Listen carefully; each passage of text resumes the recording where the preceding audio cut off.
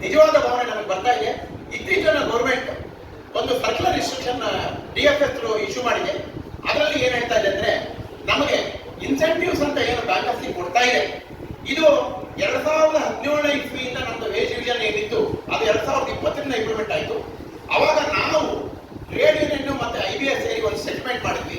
Bankers ಎಲ್ಲರಿಗೂ from peon to TGS7 ಅವರೆಲ್ಲರಿಗೂ bank profit ಮಾಡಿದ್ರೆ ವೇರಿಯಸ್ ಪ್ಯಾರಾಮೀಟರ್ನ ಆಧರಿಸಿ ಅವ್ರಿಗೆ ಇನ್ಸೆಂಟಿವ್ ಕೊಡಬೇಕು ಅಂತ ಹೇಳಿ ಅದು ಇವತ್ತು ಇಂಪ್ಲಿಮೆಂಟ್ ಇವತ್ತಿನ ತನಕ ಕೊಡ್ತಾ ಇದ್ದಾರೆ.